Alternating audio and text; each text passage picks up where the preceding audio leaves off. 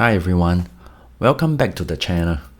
Today I'm going to talk about a topic that many Singaporeans are very interested in, and that is buying properties. Of course, I'm not going to talk about buying properties in Singapore, but rather buying properties in Japan. So whether you are considering purchasing a house in Japan or you're curious about the process, then you may want to watch on. We will explore three main points today. First, can foreigners buy properties in Japan? Are there any special rules to follow? Second, what types of residential properties are available? And third, is it better to rent or buy a house as a foreigner? I will also state my preference, as I'm also getting a house in Japan as part of my long-term plan. So let's get started. First, let's clear up the big question. Can foreigners buy property in Japan? The answer is a resounding yes. Japan is one of the few countries where foreigners can purchase property without any restrictions. Yes, you heard me right. Without any restrictions. Unlike Singapore, for example, where foreigners cannot buy HDB flats or are heavily taxed when buying private properties, Japan has no such limitations. So you can own the land and the buildings outright, and they are freehold. There's no 99-year lease or similar constraints. You can do this even if you don't have permanent residency or a visa. So if you are thinking of just going over there on a tourist visa and buying a property in 2 weeks, you can do that. However, there are a few things you need to keep in mind. When buying a property, although you can search for listings on portals similar to Property Guru, such as Sumo or At Home in Japan, it's very difficult to get a response if you don't know Japanese. Just sending messages in English doesn't usually work. You can't simply just approach property owners directly either. In Japan, buying and selling property always involves an agent. You will need to go to a reputable agency and be represented by them. These agencies will have qualified personnel, including lawyers, to assist you. In terms of taxes, yes, you do have to pay taxes, but these are the same taxes Japanese citizens pay when buying property. There's no special tax for foreigners. The taxes include property acquisition tax and annual fixed asset tax. However, obtaining a mortgage as a foreigner can be challenging. While there's no law against foreigners taking a mortgage, Japanese banks usually require permanent residency or a Japanese employment history to offer loans. So even with PR, they scrutinize the applicants closely. Therefore, in most cases, you will need to pay for the property in cash in one lump sum without any down payments or installments. So now let's move on to the second question. What types of residential properties are available in Japan? There's something for everyone, depending on your preference and budget. Here are the main types of residential properties. First, we have the ikkodate. These are standalone homes with their own plot of land. For many Singaporeans, this is a dream come true since landed properties in Singapore are so rare and expensive.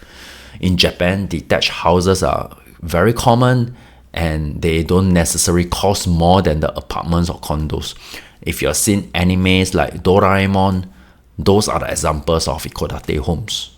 The second types are apartments and mansions. In Japan, apartment, or sometimes they call it apato, typically refers to low-rise buildings, while mansion, which is the translated Japanese word for mansions, refer to mid to high-rise condominiums. Mansions are more common in urban areas where the land is more expensive. So these units often come with shared facilities and maintenance fee, and they are just like our Singapore's condominiums.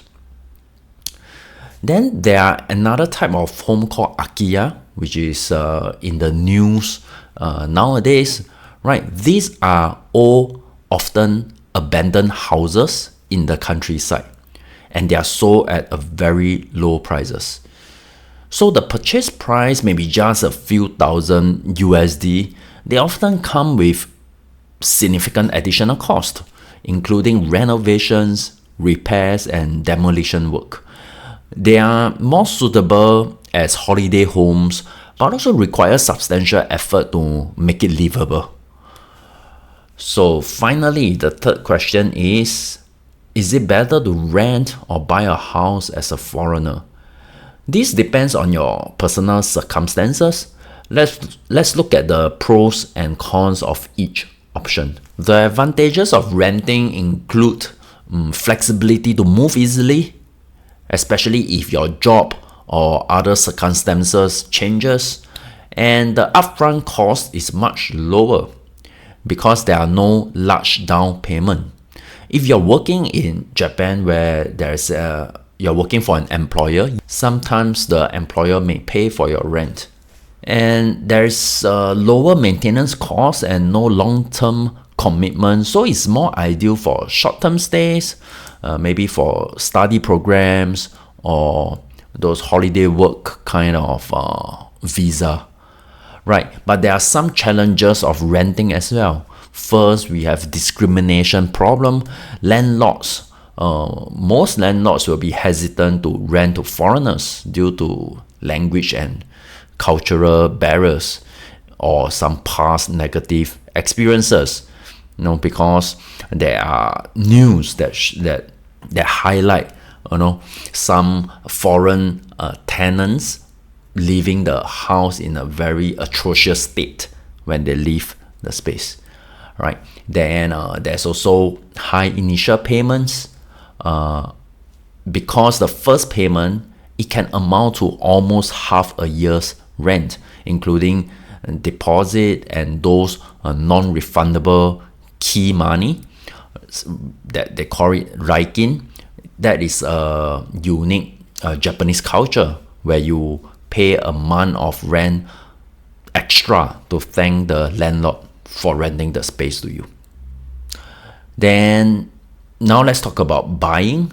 What are the advantages of buying a house? It's more suitable for long-term stability and freedom to do whatever you want at your own house, right? You don't have to worry about reinstating the property back to the original state when you leave, right? You can keep pets, right? Because a lot of landlord may not agree for you to have pets in their house, right? No restrictions on renovations, and it's also quite affordable in rural areas, all right, compared to long-term rental costs in the city. But there are also some disadvantages of buying because there is a very high upfront cost. Just now I did mention that mortgages or loans are very hard to secure. And in Japan, properties, they are depreciating asset. So unlike in Singapore, where property prices increases year by year, in Japan, that's not the case. Especially for ikkodate, the land value may maintain, but the house itself, the value of the house itself will just go down year by year, right? And of course, there's also additional responsibilities, including taxes and maintenance.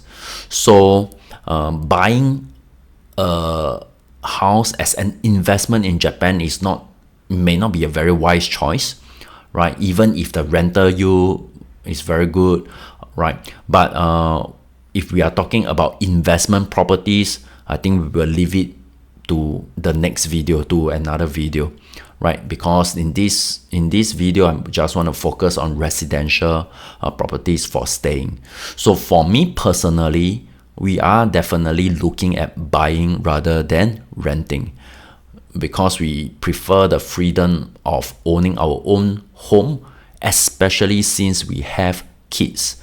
In Japan, noise can be an issue in shared spaces like mansions, and